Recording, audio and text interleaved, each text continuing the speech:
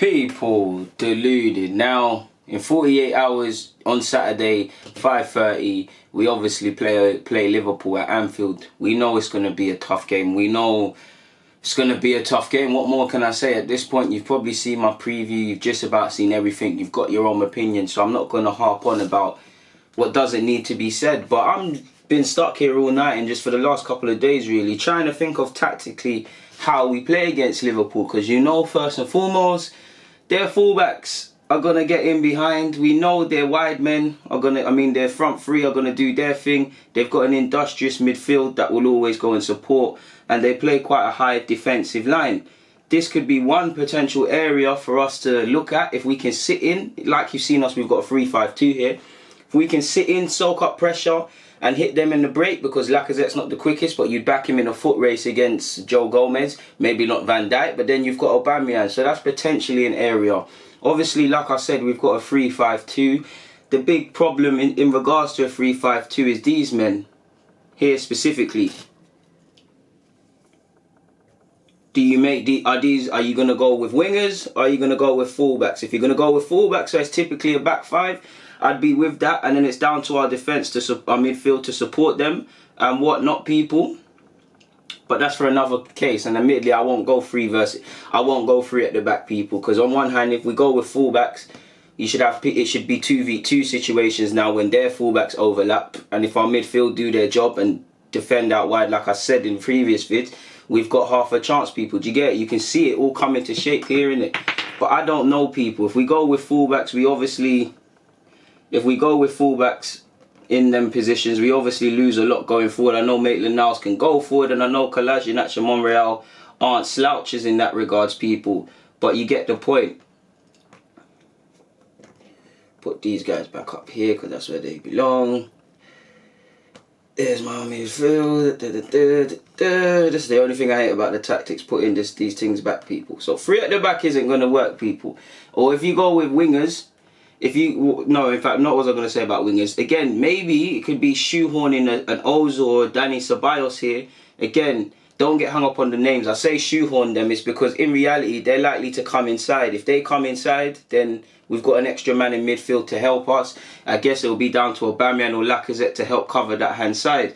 But admittedly, if we do play a creative midfielder to shoehorn here, just so that we have an extra man in midfield, you can see how gaps appear. Because let's just say he comes inside and he stops pressing.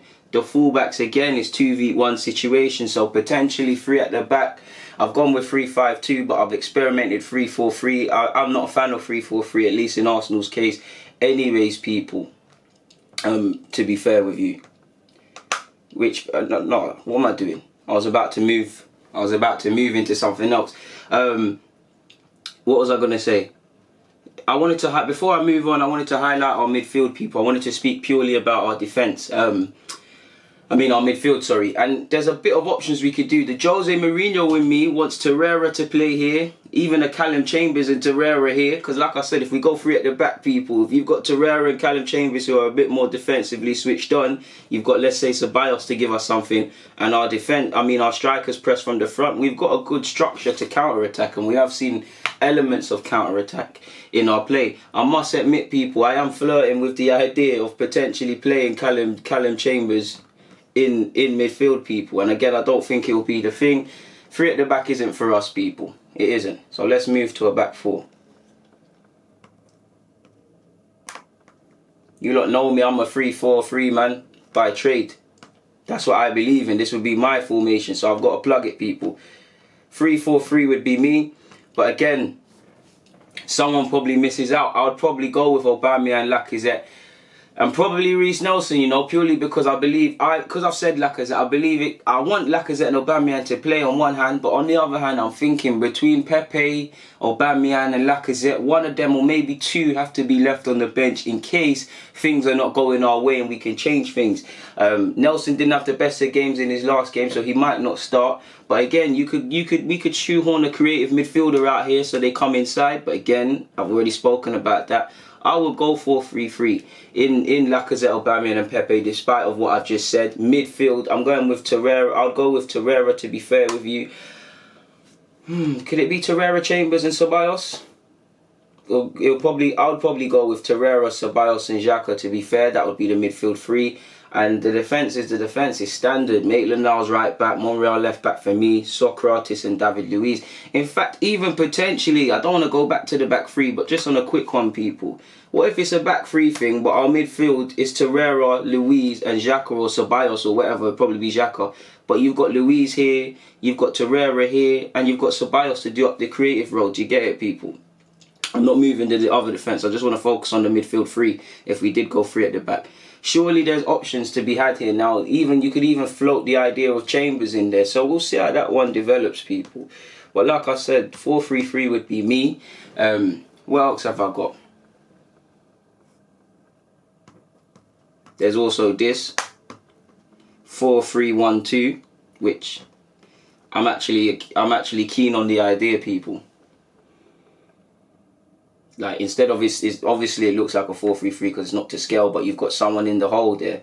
Again, it'd be down to our fullbacks to provide the width, and our strikers would have to peel to obviously help us support people out in these flanks. But and again, prevent Trent Arnold and Robertson from crossing early and getting forward, because we know they're going to get forward. But a key thing is early crosses, people, in behind. People will watch the cross. You won't see these men until they pull it in the back of our net, people. So movement, dealing with Liverpool's movement and our position is central to our plans. But surely this could be a formation. I think Spurs have done this. You could probably have Ceballos in that role. You can go with Torreira. You can go with Xhaka. You could probably go with Guendouzi, Willock. You could even, float the idea of David Luiz there. With David Luiz and Torreira there, or Chambers and Torreira there, if Luiz isn't going to be in defence. That's just the Jose Mourinho in me, people, the cerebral. I'm really looking at this midfield battle and I want to win it, people. I think midfield is key. Because again, if we go like this, there's technically an extra man in midfield, and like I said, our midfield have to help out defending wide positions. And if they're not doing that, fill into this space. They're not centre halves, but let's just say an early ball is coming in from the defender, and I've just mentioned movement, people. These lot are on the move. The defence might be unaware, or they all might have a man. It's down to him to pull in and prevent this thing from happening. Do you get it, people? It's about being very proactive in this game. It comes down to defensive positioning for me. I suppose, people, just to highlight another case, we could go. I've got it down, so I'll list it, but I'm not a fan of this for Arsenal. 4-4-2, people. I think we will lose the midfield battle because instantly we've got one less man in there, and I feel our pivot isn't the best. You will see a thing like this. Xhaka might get high up the field while Torreira is by himself, or vice versa. I think the 4-4-2, it can work in theory and it's good for counter-attack for us, but there's also the degree of, I think it will be lost with our pivot. But ironically, if you did want to start Pepe, Lacazette, Aubameyang, I don't know, Nelson, everybody's in that side, people. So that could be something to consider, people, really and truly. Obviously, we can go with the 4-2-3-1. So obviously, you got the 4-2, which would mean this is what I meant earlier about potentially could it be worth keeping both or one of Pepe, Lacazette and Aubameyang on the bench. I believe Aubameyang has to start. I would start Lacazette, but we need something in case the game isn't going our way. So obviously, let's just keep it simple. We'll say Pepe there, Aubameyang there, Ceballos probably there. You could go with a Nelson, or you could go with Lacazette or Aubameyang, shoehorn them. I'm going to say Nelson and Pepe, two direct wingers. We've probably shown all our hand in that. Lacazette would probably be on the bench in this, but there's no other options off the bench, pardon me, people. And the midfield, again, they'd have to work hard, in which it would be Xhaka and Torreira. We need our fullbacks. Without a doubt, our fullbacks' first and foremost job is to defend, but we need them to go forward and showcase what they can do in that regards, people, man. A part of me just wants to sit there and counter-attack and soak up the pressure that Liverpool will come with, but I don't know what to expect from them, to be fair with you, man. But from a tactical point of view, I thought I would just humour you guys and look at it quickly. Either way, we need to be aware, because there's going to be interchanging movement. Firmino's going to drop deep into this midfield and they're going to suffocate us. We're ready to hit us on the break. Their fullbacks need no introduction to get forward. So how we hold our shape, how people react when they see fullbacks going forward, if they think to themselves, okay, let me drop. Okay, I'm a 10, but let me drop. Do you get it?